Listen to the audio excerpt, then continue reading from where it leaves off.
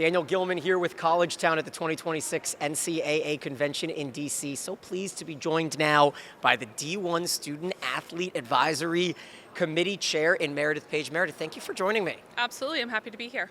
Me too. And so, everyone always is curious about SAAC and where the minds are at, and especially in this ever-changing environment. So the last few SAAC meetings, tell me what has been top of mind and the main topics. Absolutely. So we have had an incredibly busy year at SAAC. So just a little bit ago, we had a completely new governance model in Division I. So a huge part of that is we had so many more student athletes involved.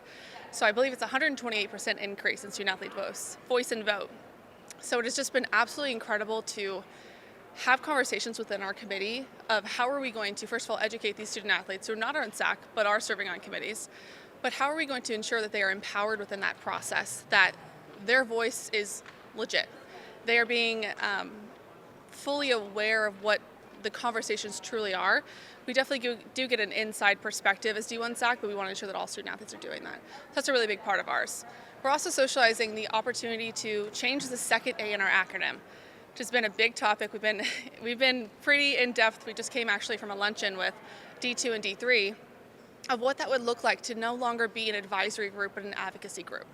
So we're still SAAC. SAAC is important. Everybody knows what SAAC is. But changing the perspective that external folks, but also as we have conversations with internal governance, what we're looked at as, and really realizing what we're doing. We're not just recommending, we're definitely pushing legislation. We're advocating, we're constantly on Capitol Hill is what I feel like. I think I've been in DC like way too much. But that's one of the biggest things also we've been talking about. The second thing is how are we going to continue to modernize our rules? So how in our policies and procedures are we going to advance and not stay behind with the old Division I? House settlement, all this crazy transfer portal stuff, coaches moving around like crazy. How are we going to continue to be the SAAC that's enhancing the student athlete experience, but also modernizing to know that the needs of student athletes today are different than yesterday? Well said. I'll start with this. What does it take to make a name change? Is it as simple as, all right, we all want to change the name so it's no longer advisory, or is it a little bit more procedural? So I wish it could be that easy, but unfortunately it's not.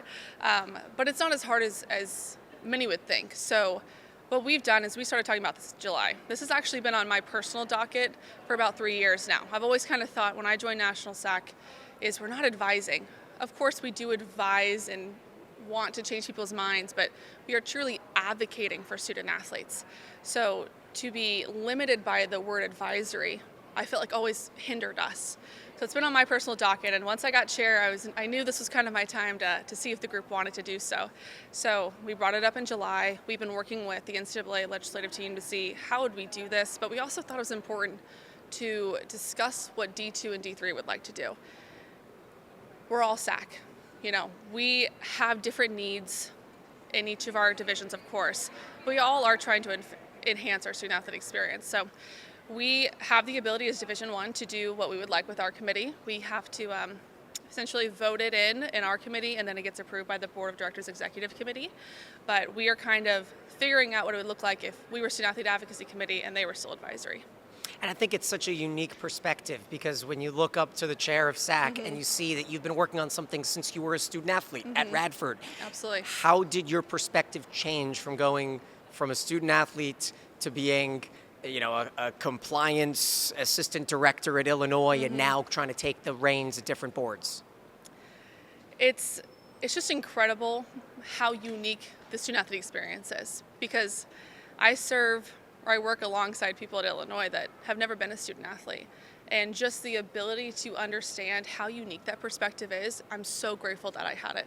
It's been 4 years at Radford, a mid-major school, with I'll just say a lot less resources than the University of Illinois, but the needs of student athletes are still the same across the board. We all want support. We all want to be able to continue to play our sport by getting a degree. And we all want to leave the institution better than we found it, as well as an individual be better than we were there. So I think that it has completely shaped my perspective that some student athletes, I just said positive thing about student athletes, right? Now I'm going to be the compliance administrator at Illinois. Student athletes are not fully understanding of the operational side either. So being able to work in committees alongside administrators, I think is what creates that very unique balance that allows me to go to board of directors meetings and say, hey, this is what student athletes are saying. What is you administrators doing, and how do we find the middle? So now as we look at maybe the less positive things when it comes to dealing with your position, how are you planning to advocate towards the tougher conversations? Let's talk about mental health and harassment on social media and how all Absolutely. of that can kind of circulate towards a new year here in 2026.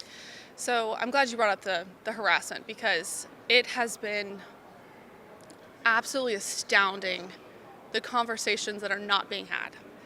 Sometimes I know we talk about it, student athletes are being harassed on social media, but what are they saying? Like, we've got to start having the conversations about it. For example, I was at Sports Business Journal Forum, and I was able to speak to a group that was not college administrators, which is what I typically do. So that was wonderful, because I was able to tell them do you realize what's being said? That people are being told, I want to come after you and hurt your family, and a lot meaner words than that. And just the effects of what that has on student athletes, I think we have to start having some real tough conversations of, it's not just harassment. This is personal, aggressive behavior towards 18 to 24-year-olds that it's honestly incredibly unfortunate. On the mental health side, it all ties in. Everybody has different pressures, and this is not just Division I, but Division I athletes have incredible pressure from media. You can access them incredibly easy, and there's just an overall promotion of us that I think is a little different than it was a year ago. So I think that we need to continue to ground ourselves in the fact that these are still people just going to school. And if they get 50,000 Instagram likes, they do, but we need to make sure we're taking care of the person. You talk about the SBJ conversation, and that's in Vegas, which of Yes. course is the betting capital of America. Absolutely. And so what D1 specifically has to deal with is the regulated sports gambling world that we live in now. What kind of conversations is SAAC having about that, and kind of what movements are we looking for moving forward from them? Absolutely. So we know that we can't say there's no more sports wagering ever again, right? Personally, as my personal opinion, I don't think you should gamble on anything. So I would love for that to happen, but we're really focusing on prop bets, because the ability to directly pinpoint a shot of a 19-year-old on Georgia, your ability to have that sort of streamlined access to that player affecting your money, I think that's just a whole different conversation. So we're talking, and we talk on Capitol Hill about this all the time, of, how can we take that away for student athletes? We should not be able to prop bet on college sports, and you should not be able to target these individuals in the way that you're able. And I think that if that were to go away, there'd be a whole lot less harassment on social media. And so, Meredith, I'll ask a tougher question. You've been in D.C. so much. You testified in January of 2024 Yes. as a part of the NIL playbook and that entire, the protection towards student-athlete deals, making rights. So you have a first-person experience to see that it's not as easy as saying they can't get. So what is the process to try to eliminate at least maybe betting on unders in prop bets? Like, that could be a first step, because if you don't bet on an under, then you can't corrupt a player to throw a game or something. Absolutely. Like we've been seeing. What are the steps to take in the next few years? So I think that we've got to start. We just went through this whole thing with the SCORE Act. So we were super into the SCORE Act, and Division I SAAC was in support of it, and we poured all of our effort there. And we saw that we still couldn't get something done. Is that because there was 3 asks in one? Is that because there was lots of things of that? I think that we've need to get a little bit more specific with what we're doing. So that's kind of what I'm going to be talking to our NCAA government relations staff about is, okay, Republican, Democrat, they think this way on that topic, they think that way on the other topic. I think the sports wagering is somewhere we can meet in the middle, because who wants, I tell everybody in this, think of it if it's your kid. Think of it as your 18-year-old kid receiving messages that they should, be careful at their hotel tonight because somebody's going to come get them because they missed a shot. I can't imagine on either side someone disagreeing with that.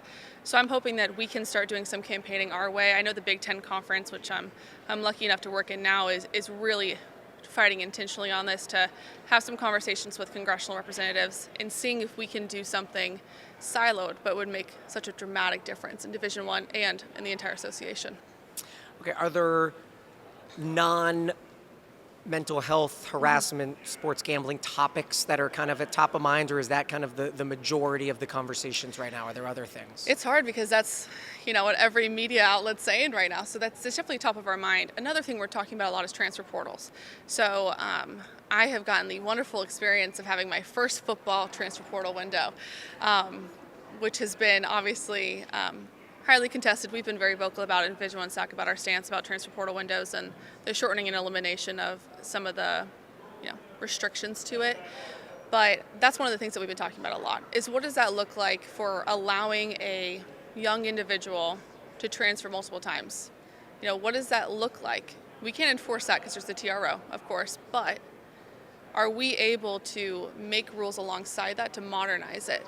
So that's one thing that we've been talking about. For example, I'll give for example for this. For the head coach exception in football, it used to be that if your head coach left, you had a period of time you could go in the transfer portal. Okay. So now you have 20 guys leaving in September, putting their name in the portal. Now what it is if your head coach gets fired, there's a period of time after the new head coach is hired for them to re-recruit their team. So we're kind of looking at things like that, just kind of overall NCAA legislation of, okay, we understand why that's there. We know that there needs to be restrictions. Everything has to have guidelines. How are we able to modernize it to better suit the student athletes of today? And to follow up on that, obviously the football calendar is in the center of the eye right now. Absolutely. But in women's volleyball, a sport that you played, you have a player for Stanford, for example, transferring while they're still in the tournament and seeing tough. that window. Is there any solution to try to push back the opening, or do you have to try to get on top of it because everyone else is already recruiting in December? That's the hard part about it because I want to protect that Stanford athlete too they're trying to play and do what they've set out to do, but they're wanting to find a new situation for themselves. They're on their team actively playing. So I want to say we should put it behind, right? We should be after the tournament. But there's only a couple teams in that tournament, right? So then you have hundreds and hundreds of athletes that are waiting for the opportunity. And as you push anything back, that's the hard part about the academic calendar. As you push anything back, it lessens your time to do the recruiting process, to get into school, and to make a good decision for yourself. So that's a tough one. That's one that we struggle with a lot, and we'll continue to have conversations about. Yeah, so it seems like not much of an answer, like when the backup quarterback for Penn State is in the portal last season and they're in the college football playoff, just kind of keeping that one in the top of mind. So another topic that you've been very outspoken about in all of SAAC as well is not being considered employees. Absolutely. What does that look like from your perspective? We're not employees. Absolutely not. I think that is one of the most scary things that could happen to college athletics is for us to be deemed employees. I, like you mentioned, was lucky enough to testify in January 2024, and my whole purpose, of course I talked about NIL, and that was wonderful, but I wanted to really hammer to them we're not employees, because every student athlete wants money. I wouldn't mind having a couple extra bucks in my pocket, right, of thinking I have the guarantee of money, but now being an employee, the benefits you have, the circumstances are so much more constrained versus the freedom you have as a student athlete. For example, let's say backup quarterback for Penn State, right? He's playing, he gets a shoulder injury. He's out for 2 seasons. I don't think Penn State's going to keep him. They're going to fire him, right? If he was an employee, right? So there are so many different stipulations behind the employment status, and I think it's just not necessary, and I think we can do better in our own house. So, Division I SAAC, we have always said we're not employees, and we'll continue to advocate that way. And that's one thing I wish that we could get done, because I think if we could get that done, it would take some pressure off of other people, and we could start making some better decisions. Now, does that stance completely align with a future that might see a 2-year requirement, for example? Like if you sign an NIL deal with the school, you have to stay for 2 years. Do you see that being in any way compromisable, or does SAAC say, hey, that falls in line with an employee-style contract, we are against that? I think potentially. I think that there's so many, and I don't think a lot of people know of this, of like the contracts of the rev share and those intricate details of making a student athlete stay at an institution, buying them out, transferring to this school, now they've got to buy them out, etc. I think that that's a different conversation as long as the student athlete has the ability to move around as they deem, but also to be able to pull back within their own situation. I was talking to Sam Edwards, which is one of our football student athletes on the board of directors that I serve with, and he's talking about the amazing research the NCAA does at the Sports Science Institute, right? Of all of the things that ATs are doing, which we should have more ATs and they should be higher paid. I should just take my moment here, but they have the ability to say, I'm having a bad day. Your AT can step in and you can no longer practice that day, right? Do we have that same benefit if we have employment status? I don't think so. I think that there's just too many things, and the effects on our international student athletes, our Olympic sports student athletes, I don't know. I mean, I work at the University of Illinois, but I'm sure as heck at Radford, we couldn't add 300 employees to our docket, right? So what does it do to allowing for opportunities for student athletes? So I don't know yet on the other side of it, but I do think that no matter where we go, I can't imagine a D1 SAAC rep saying they support employment status. No, it was well said, Meredith. And I want to end it on something that has been all the buzz here this week at the NCAA Convention, which are two topics, and whether it be adding a year of eligibility or 2 years of eligibility, and then what has recently been voted on by the FBS football coaches that's now going to come to vote, which is changing the red shirt requirement from 4 games to potentially 9 games, which changes everything from a student athlete perspective. What's the stance of the SAAC chair on these two? So I'll speak for the SAAC chair. I'll speak for Meredith is what I'll do. Yes. I'll take the SAAC part out of it because we have so many, there's so many legal strategies that we're trying to help work with and with advocating regarding eligibility. But what I think is that people should have 4 years to go to school, and you get the opportunity in that 5-year clock. I'm a fan of what we have now. I think we have too many exceptions. We have too many one-offs that create precedent for something else, and then now we're in a situation where everybody has that. So I think personally we need to do the thing that makes the NCAA so unique, which it revolves around the academic institution. The more and more we pull from that, and the more we want to give opportunities for 7th, 8th, 9th years, the only thing I can think about is the 16-year-old volleyball student athlete that no longer has an opportunity because the 26-year-old is going to stay another year because they were able to redshirt after playing a whole season. 9 games is an entire season. Yep. So, that's kind of how I think about it. I think we need to be way more understanding of who we are and stop trying to chase something that we're not. Meredith, thank you so much for joining us. Absolutely. Thank you so much.